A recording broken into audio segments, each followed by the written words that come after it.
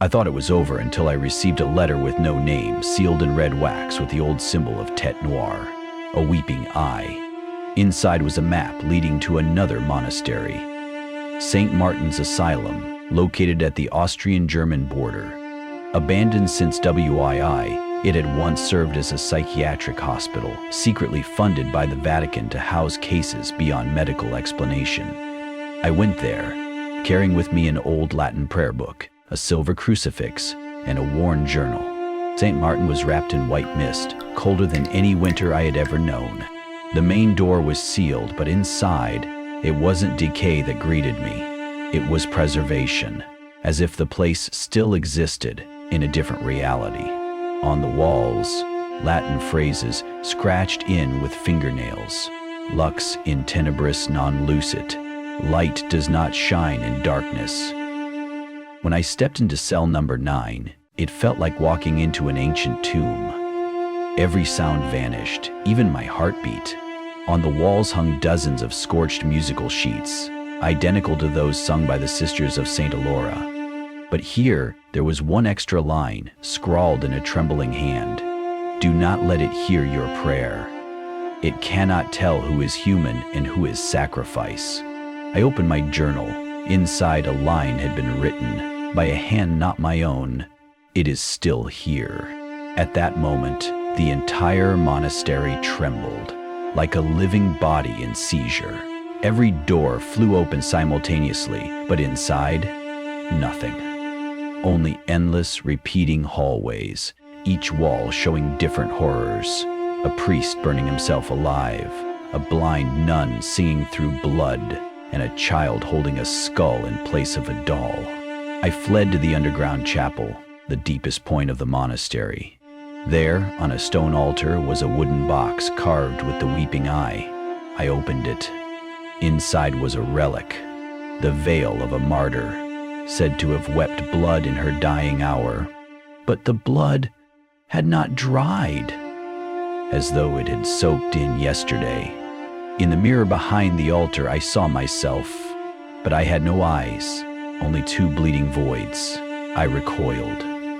Yet the reflection kept watching. A chorus rose from the ceiling above, the voices of many merging, not in Latin, but in a language I could not define, not human.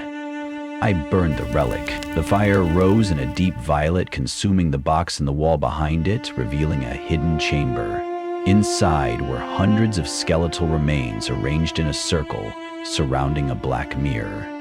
Etched in blood across its surface, he who gazes into this will see the portrait of his soul before it is taken. I did not look, but in the moment I turned away, the mirror cracked, not shattered but split from within, as though something was trying to crawl out. I ran, but I knew then I had brought something with me, not an object, but the truth I had seen. I left St. Martin's Asylum, but since then, every time I pray, I hear the chant, echoing from within my own head, from a place not of this world. A reminder. Not all relics bring grace. Some are proof of corruption. And if you ever find a sacred artifact, old and untraceable, do not touch it, because you don't know who is listening on the other side.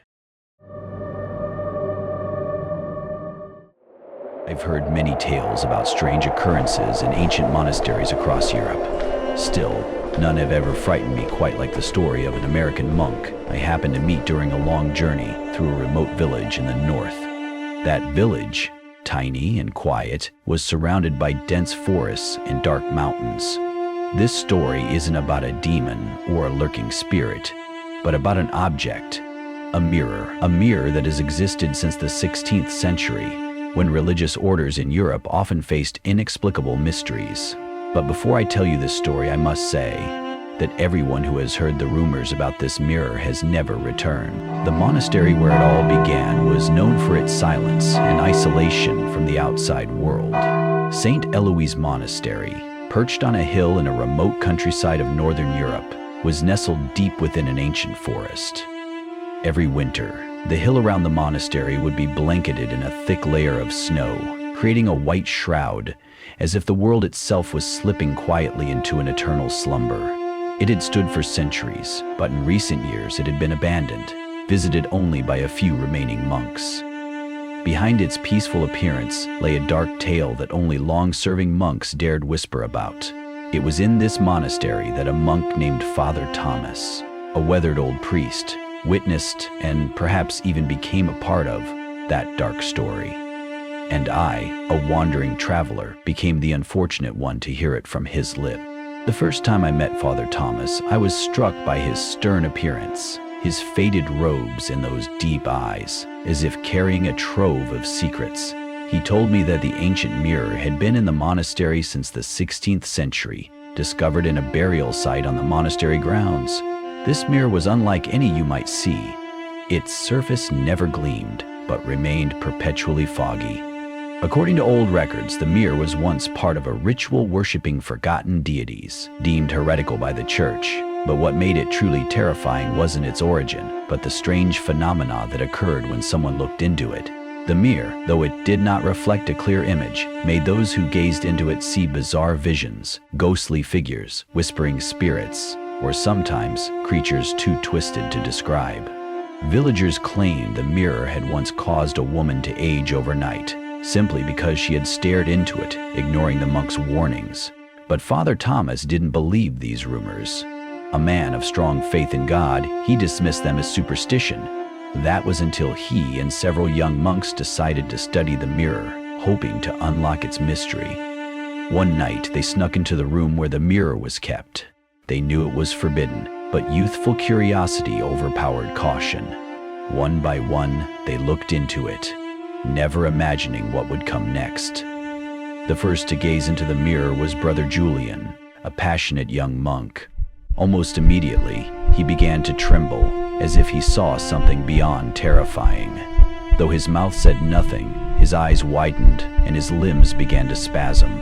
He stared into the mirror, drawn in by some unseen force, ignoring the others calling his name. Then he collapsed. Father Thomas rushed to help, but at that moment the mirror began to emit a faint glow, and in its depths, a vague silhouette appeared. A shadowy figure, resembling a human, but not quite. The mirror seemed to peer into the soul of anyone brave or foolish enough to face it. When Father Thomas looked into the mirror, he saw himself, but it wasn't a normal reflection. He saw a version of himself with no face, just a shadow with eyes glowing red like embers. And that shadow began to move toward him as if trying to escape the mirror. That night descended into chaos. When Father Thomas awoke, Brother Julian was gone. So were the other monks. Only Father Thomas remained standing before the mirror. A cold wind blew through the room, and strange sounds echoed from the monastery's dark corners. A week later, Father Thomas set out to search for the missing monks. Each step felt endless, haunted by the feeling of a presence following him. When he returned to the monastery, something had changed. The building was eerily quiet. Its old brick walls seemed to crumble, bit by bit. He began to have horrific nightmares, visions of the lost souls returning to him. Sometimes he'd wake in the middle of the night, feeling someone watching him, eyes burning red, piercing his soul. Day by day, Father Thomas unraveled. He could neither destroy the mirror nor escape it, because he knew if the mirror were broken, something far worse would be unleashed.